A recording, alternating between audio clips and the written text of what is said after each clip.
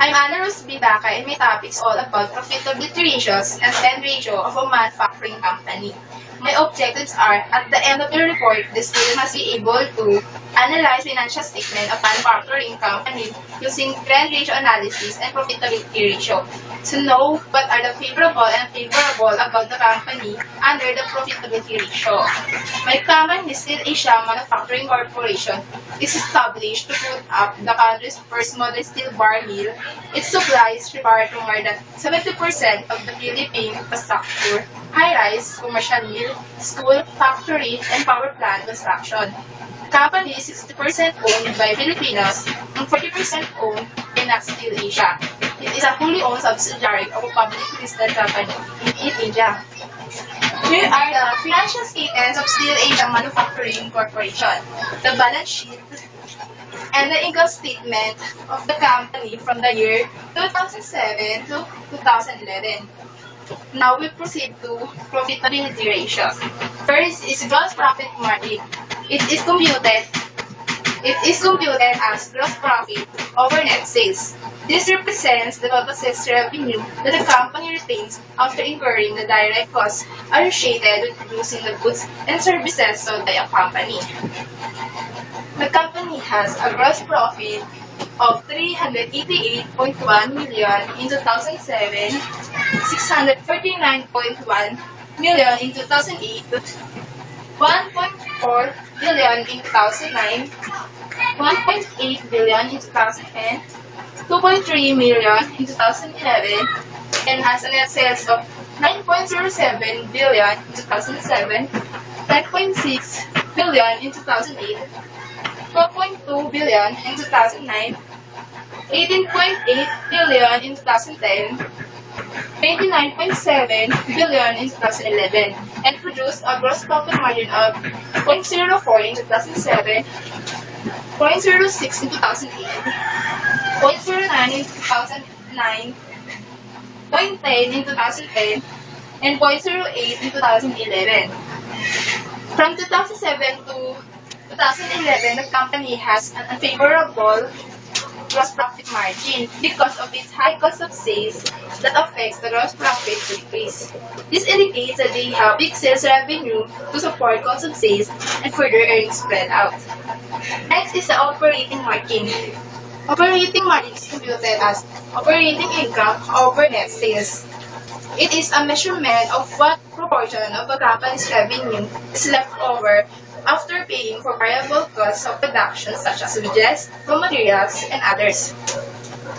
The company has an operating income of 138.09 million in 2007, 352 million in 2008, 1.05 billion in 2009, 1.3 billion in 2010, and 1.6 billion in 2011.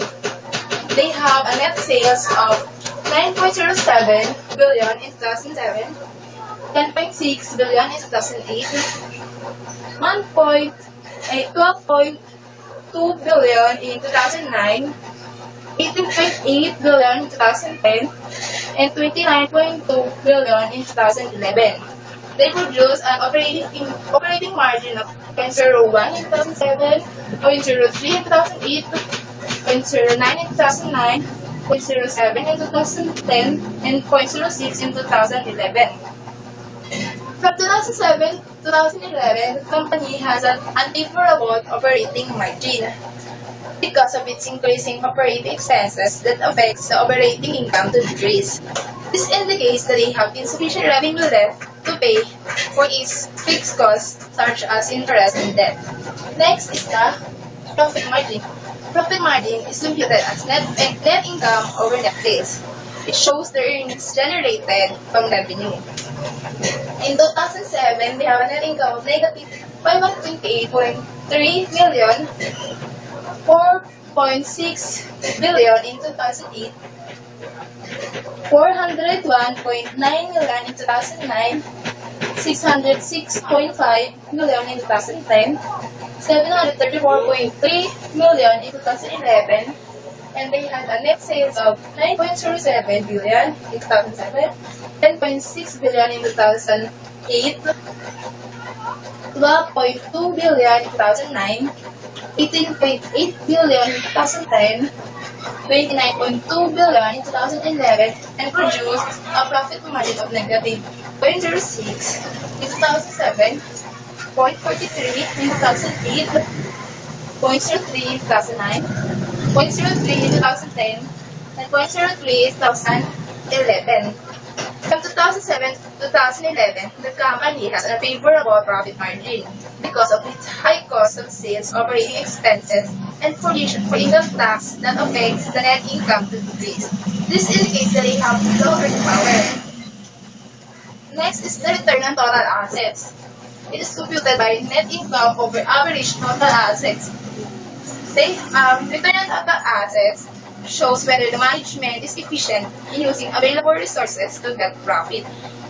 They have a net income in 2007 of negative 528.3 million, 4.6 billion, 401.9 billion in 2009, 606.5 in 2010, and 734.3 billion in 2011. Their average total assets in 2007 is 4.4 billion, in 2008 5.05 billion, in 2009 is 5.9 billion, in 2010 7.2 billion, in 2011 is 9.4 million. They have a return on total assets of negative 0.12 in 2007, 0.91 in 2008, 0.07 in 2009, 0.08 in 2010, and 0.08 in 2011. Overall, the company has an unfavorable return on total assets because of decreasing total assets. Since they are a manufacturing company, their assets are used in operation to get profit, so they must have a high return on total assets. It indicates that they are efficient in using assets to generate earnings. Lastly is the return on equity, which is computed as net income over average equity. It indicates the amount of return per peso of owner's equity. The company has a net income of negative 528.4 million in 2007, 4.6 billion in 2008, 401.9 million in 2009, 606.5 million in 2010, and 734.3 million in 2011. They have an average equity of negative 4.5 billion and negative 2.06